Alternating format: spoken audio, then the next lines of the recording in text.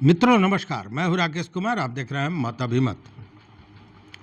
मित्रों, फिर एक बार शिक्षा विभाग में एक नई और बड़ी पहल होने जा रही है और इस नई पहल के बाद निश्चित रूप से हर जिले में, हर जगह शिक्षा विभाग में, खासकर शिक्षकों में हलचल मचेगा, हड़कंप मचेगा। फिर एक बार पूरी व्यवस्था हिलती डोलती नज़र आएगी और उसका कारण ये है कि बड़ी मात्रा में हो सकता है, संभावना है कि बड़ी मात्रा में शिक्षकों का स्थानांतरण हो। कारण यह है कि शिक्षा विभाग ने विभाग को पूरी तरह सुधारने के लिए एक बड़ी पहल की है और ये कहा है कि विद्यालयों में जो शिक्षा के अधिकार के तहत नियम है, जो मापदंड है, उसके आधार पर छात्रों और शिक्षकों की का जो अनुपात है वो रखा जाएगा। अभी तक इस अनुपात की अगर बात करें तो शिक्षा विभाग में जो विद्यालयों में छात्रों और शिक्षकों का अनुपात है वह सही नहीं है, मापदंडों के आधार पर नहीं है। मापदंड क्या है, अगर इसकी चर्चा करें तो देखिए है क्या कि प्राथमिक विद्यालय में वर्ग 1 से वर्ग 5 तक 30 छात्रों पर एक शिक्षक का होना अनिवार्य है और यही मापदंड है। उसी तरह अगर बात करें तो वर्ग 6 से 8 तक 35 छात्रों पर एक शिक्षक का होना अनिवार्य है। यह शिक्षा विभाग का नियमावली है, शिक्षा के अधिकार के तहत यह मापदंड तैयार किए हुए हैं, जबकि राष्ट्रीय मानक जो है उस आधार पर भी बिहार बहुत पीछे है। चूँकि बिहार में अभी जो स्थिति बनी हुई है उसको अगर देखें तो 46 बच्चों पर एक शिक्षक है, मतलब जो मानदंड है उससे बहुत पीछे अभी बिहार का शिक्षा विभाग है और इसी को लेकर ये सारी कवायद की जा रही है।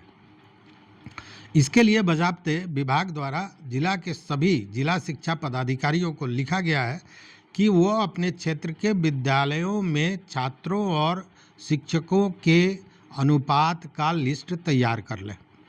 अब वो अनुपात का लिस्ट जो तैयार होगा उसके आधार पर देखा जाएगा कि किन किन विद्यालयों में छात्रों की संख्या ज़्यादा है और शिक्षकों की संख्या कम है, और यह भी देखा जाएगा कि किन किन विद्यालयों में छात्रों की संख्या के अनुपात में शिक्षक ज़्यादा हैं। तो जहाँ ज़्यादा हैं वहाँ के शिक्षकों को उन विद्यालयों में भेजा जाएगा जहाँ पे शिक्षकों की संख्या कम है। स्वाभाविक है कि जब ट्रांसफ़र का मामला आएगा तो व्यवस्था में तो हलचल होगी, स्वाभाविक है। और एक बड़ी बात यह है कि इसमें यह स्पष्ट नहीं हुआ है कि किन शिक्षकों का ट्रांसफ़र किया जाएगा। देखिए, चूँकि बिहार में शिक्षकों की भी कई श्रेणियां हैं, तो अब उसमें से किस श्रेणी के शिक्षक को का ट्रांसफ़र होगा यह स्पष्ट नहीं है। लेकिन इतना राहत का विषय ज़रूर है कि यह प्रखंड स्तर पर ही होगा। मान लीजिए आप किसी प्रखंड में हैं तो उसी प्रखंड के और आपके विद्यालय में शिक्षकों की संख्या छात्रों के अनुपात में ज़्यादा है, उस स्थिति में आपका अगर स्थानांतरण होता है तो उसी प्रखंड में होगा, उसी प्रखंड के किसी अन्य विद्यालय में होगा जहां शिक्षकों की संख्या कम होगी, प्रखंड के बाहर नहीं होगा। तो ये एक राहत का विषय है, लेकिन यह लिस्ट बन रहा है और लिस्ट के आधार पर ही ये काम होना है। अब इसमें एक और चीज़ है। अब जैसे देखिए, 6 से 8 तक के विद्यालयों में छात्रों की संख्या 35 और शिक्षकों की संख्या 1, मतलब 35 पर एक शिक्षक, 35 छात्र पर एक शिक्षक, यह मापदंड है। लेकिन उसके अलावा भी कई चीज़ें हैं। अब जैसे कि विशेषज्ञ शिक्षकों की ज़रूरत पड़ती है, उसमें विज्ञान का शिक्षक चाहिए, गणित का शिक्षक चाहिए, सामाजिक अध्ययन का शिक्षक चाहिए, शारीरिक शिक्षा के लिए भी वहाँ पे एक शिक्षक की आवश्यकता होती है।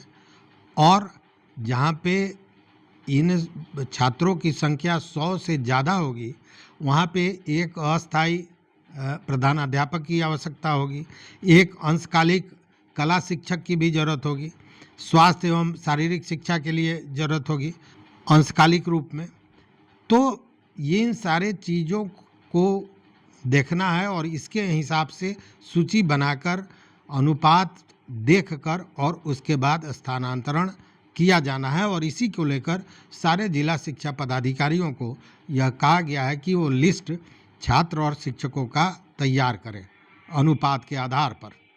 और ये सब जो हो रहा है उसके पीछे एक सर्वे भी है।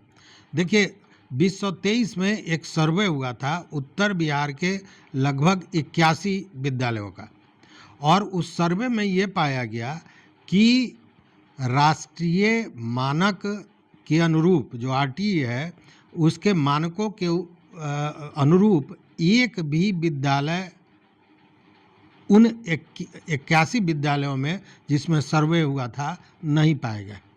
मतलब कि स्थिति क्या है ये इससे स्पष्ट होगा कि सर्वे 81 स्कूलों का हुआ था जिसमें से एक भी स्कूल RTE के मानकों के आधार पर नहीं प्राप्त हुए थे। और उसके बाद से ही विभाग इन चीज़ों पर ध्यान देने लगा और इसको कैसे बेहतर किया जाए इसकी व्यवस्था होने लगी, और उसी के तहत ये काम हो रहा है। देखिए इसका लाभ भी है। लाभ यह है कि सबसे पहले छात्रों को पढ़ाई में दिक्कत नहीं होगी। शिक्षकों पर जो वर्कलोड है, अब मान लीजिए कहीं छात्रों की संख्या बहुत है और शिक्षक कम है, तो एक कार्यभार भी तो बहुत बड़ा है शिक्षकों के लिए, वर्कलोड है। तो जब वहाँ पे अनुपातिक आधार पर शिक्षकों की संख्या होगी तो निश्चित रूप से उनका वर्कलोड भी कम होगा और बेहतर मानसिकता के साथ बेहतर ढंग से वो बच्चों को पढ़ा पाएंगे। तो इसका लाभ भी है, लेकिन ये संतुलित करने के लिए, अनुपात में चीज़ों को लाने के लिए स्थानांतरण तो होना है। अब उस स्थिति में जो मैंने कहा कि एक बार फिर राज्य में लगभग सभी जगह हलचल होगा। देखते हैं क्या क्या होता है इसमें, और आप भी देखते रहिए मत अभिमत। मित्रों, चैनल पर नए हो सब्सक्राइब कीजिए, लाइक कीजिए, दोस्तों के साथ शेयर कीजिए और अपना विचार जरूर दीजिए। बहुत बहुत धन्यवाद, कोटिशा आभार।